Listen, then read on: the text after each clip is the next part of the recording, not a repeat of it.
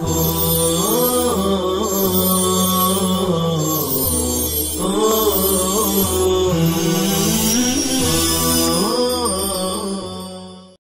الرحمن الرحیم۔ گزشتہ کل کے درس میں آپ حضرات کے سامنے ایک اشکال کا ذکر کیا گیا تھا، وہ یہ ہے کہ محبت طبعی غیر اختیاری ہوتی ہے، پھر انسان کو غیر اختیاری چیز کا مکلف کیوں بنایا گیا؟ اس کا ایک جواب میں آپ حضرات کے سامنے پیش کر چکا ہوں کہ یہاں محبت سے محبت طبعی مراد نہیں ہے، بلکہ محبت عقلی مراد ہے۔ اسی طریقے سے یہاں محبت ایمانی بھی مراد لی جا سکتی ہے۔ محبت ایمانی کا کیا مطلب؟ تو یاد رکھیں کہ محبوب کے تمام اغراض کو غیر محبوب کی تمام اغراض پر، بلکہ خود اپنی ذات پر ترجیح دینے کا نام محبت ایمانی ہے۔ اور آپ اور ہم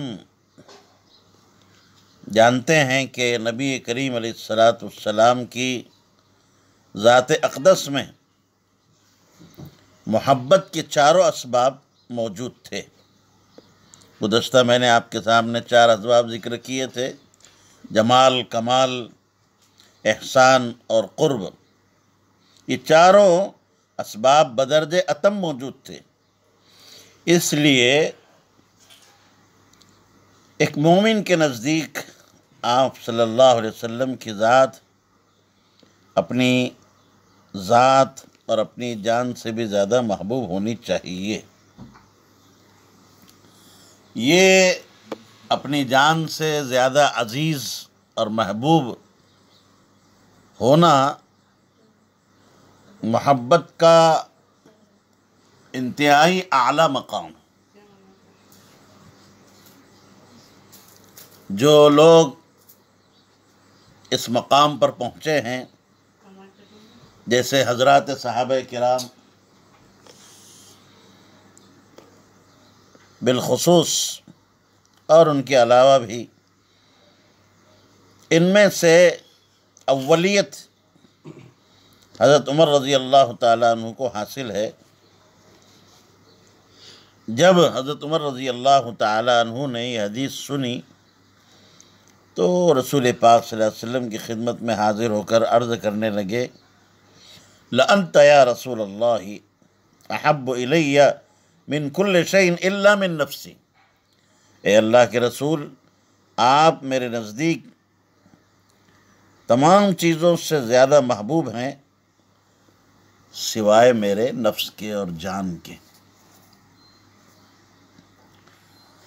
آپ صلی اللہ علیہ وسلم نے ارشاد فرمایا: لا والذی نفسی بیدہ حتی اکون احب الیک من نفسک۔ فرمایا کہ عمر، نہیں، اس ذات کی قسم جس کے قبضے میں میری جان ہے، میں جب تک تیرے نزدیک تیری جان سے بھی زیادہ عزیز اور محبوب نہ ہو جاؤں۔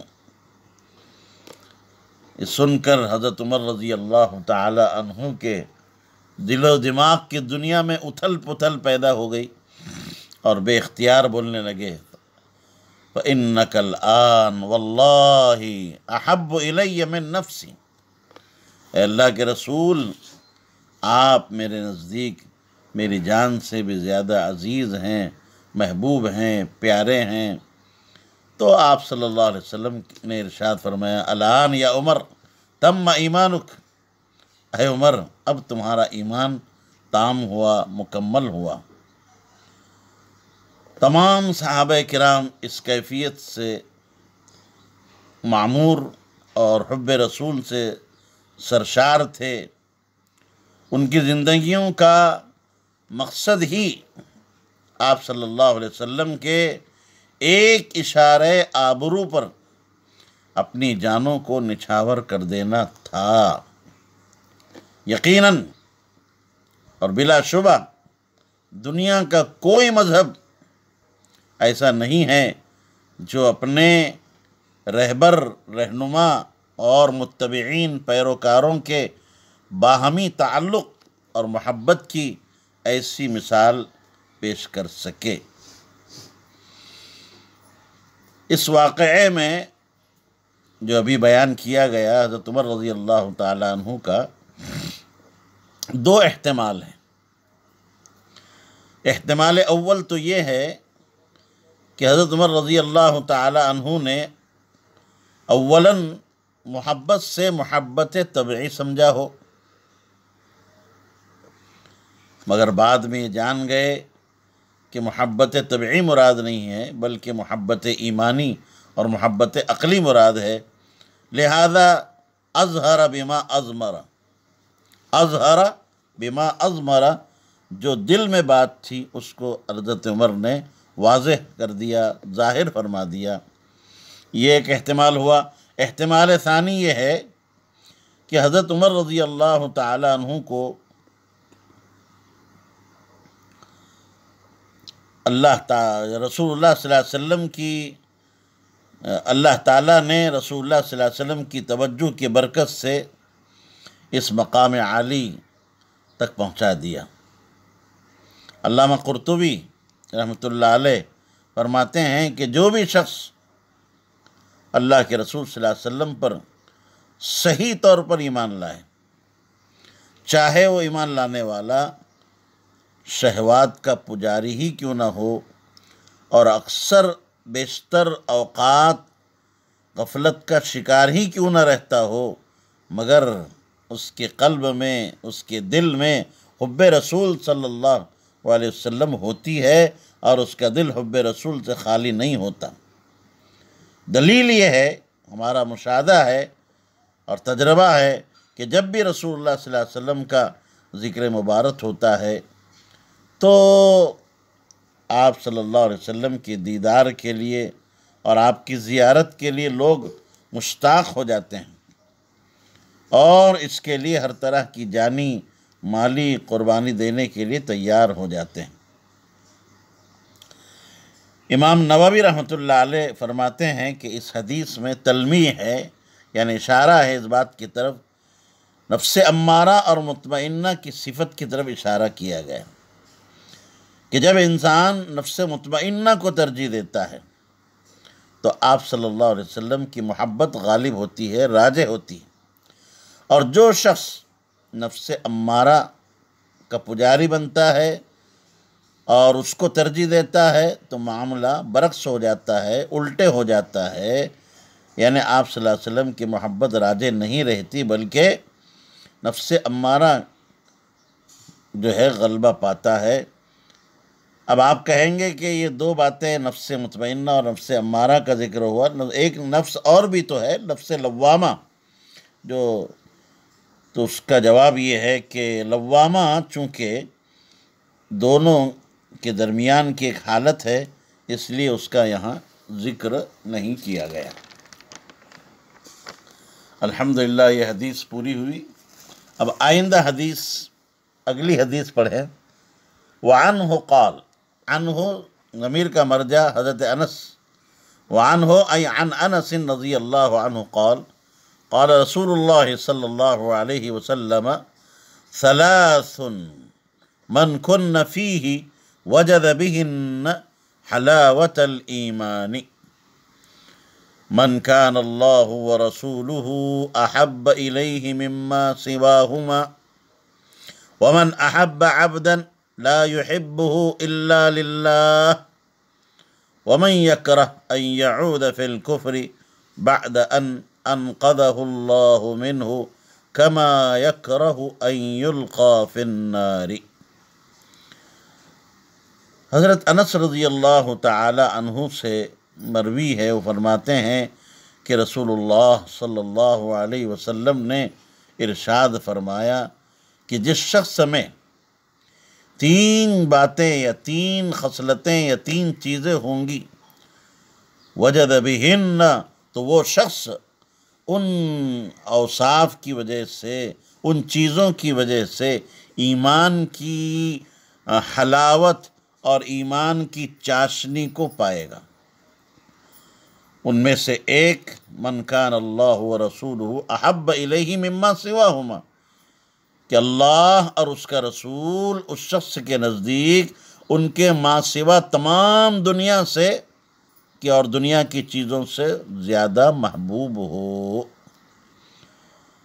ومن احب، اور دوسرے یہ کہ احب عبدن، کہ کوئی شخص کسی بندے خدا سے محبت محض اللہ کی رضا کے لیے اور خوشنودی کے لیے کرے۔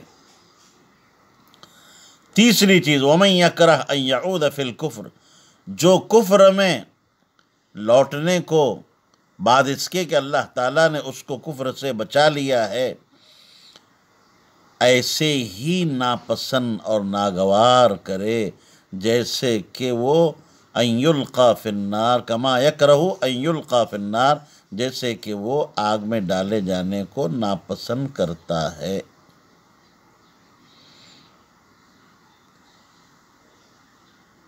انس رضی اللہ، حضرت انس رضی اللہ تعالیٰ عنہ کے حالات اس سے پہلے والی حدیث میں آپ حضرات کے سامنے پیش کیے جا چکے ہیں۔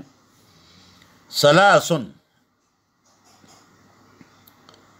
یہاں پر ایک اشکال لازم آ رہا ہے نحوی اعتبار سے کہ ثلاثن نکرہ ہے، پھر اس کا مبتدا واقع ہونا کس طرح صحیح ہو سکتا ہے؟ نکرہ مبتدا تو نہیں واقع ہو سکتا، معرفہ ہونا چاہیے اس کو۔ اس کے مختلف جوابات دیے گئے ہیں، جن میں سے آپ اس بات کو ذہن نشی فرما لیں کہ ثلاثن موصوف محذوف کی صفت ہے۔ تقدیری عبارت اس طرح ہوگی، خصال ثلاثن، موصوف محذوف مانا جائے اور ثلاثن کو اس موصوف محذوف کی صفت مانی جائے۔ جب موصوف اور صفت ہو گیا تو اب جو ہے نکرہ کا سوال باقی نہیں رہا۔ دوسرے یہ کہ ثلاثن کی جو تنوین ہے وہ مضاف الیہ کے عوض میں ہے، ای ثلاث خصال، اب یہ معرفہ کے قریب ہو گیا، لہذا آپ کا اشکال رفع۔ وجد بہن، ای بسبب وجودہن فی نفسہ، بہن میں با سببیہ ہے، تو وہ شخص ان اوصاف ثلاثہ اور خصال 3 خصلتوں کی وجہ سے اپنے اندر جو پائی جائیں، ان کی وجہ سے ایمان کی شیرینیت کو اور اس کی چاشنی کو محسوس کرے گا۔ وجد بہن حلاوت الایمان، حلا یحلو کا مصدر ہے حلاوت، جو مرن کی نقیض اور ضد ہے۔ حلاوت ایمانی سے کیا مراد ہے؟ تو یاد رکھیے، امام نووی رحمۃ اللہ علیہ فرماتے ہیں کہ استلذاذ الطاعات، طاعات اور عبادات کی ادائیگی میں لذت اور رغبت، شوق اور آسانی، اور اللہ کی رضا جوئی کے لیے مشقتوں کا برداشت کرنا سہل ہو جائے، مناہی اور ملاہی اور معاصی سے گریز کرنا آسان ہو جائے، اللہ کے نبی صلی اللہ علیہ وسلم کی سنتوں کا اتباع اور آپ کے اوامر کا امتثال بندے کے لیے آسان ہو جائے، تمام اغراض دنیا پر جو ہے حب رسول کو، یہ ایمان کی حلاوت انسان کو اللہ کی مرضیات پر ابھارتی ہے، اکساتی ہے، اور نامرضیات سے بچاتی ہے۔ اسی طریقے سے مصائب میں، حالات میں اور کڑوے گھونٹ کا پینا ایسے شخص کے لیے آسان ہو جاتا ہے، اور تمام احوال میں وہ آدمی رضا بالقضاء اس کو حاصل ہو جاتی ہے، نصیب ہو جاتی ہے۔ وجد بہن حلاوت الایمان، یہاں ایک سوال پیدا ہو رہا ہے کہ لفظ حلاوت کو کیوں ترجیح دی گئی ہے؟ تو یاد رکھے کہ حلاوت یعنی مٹھاس اور شیرینی یہ حسی لذات میں سب سے زیادہ ظاہر ہونے والی چیز ہے۔ ایک حدیث میں ہے کہ ایمان کی حلاوت جب دل میں داخل ہو جاتی ہے تو پھر کبھی بھی جو ہے دل سے نکلتی نہیں ہے۔ اس حدیث میں ایسے شخص کے حسن خاتمہ کی طرف اشارہ ہے۔ اب یہاں دوسرا ایک سوال پیدا ہوتا ہے کہ حلاوت سے حلاوت حسیہ مراد ہے یا حلاوت معنویہ؟ تو اس سلسلے میں دو فریق ہیں۔ ایک جانب سادات صوفیہ کا رجحان یہ ہے کہ حلاوت حسیہ مراد ہے۔ جیسے آپ نے سنا ہوگا کبھی کہ حضرت مولانا فضل الرحمن صاحب گنج مراد آبادی رحمۃ اللہ علیہ فرماتے تھے کہ جب میں اللہ کا ذکر کرتا ہوں تو میرا منہ میٹھا ہو جاتا ہے، جب میں اللہ کا نام لیتا ہوں تو ایسا لگتا ہے کہ اللہ نے میرا پیار لے لیا ہے۔ اب یہ ایسی بات ہے کہ اس کا ادراک وہی کر سکتا ہے جو اس مقام تک پہنچا ہو۔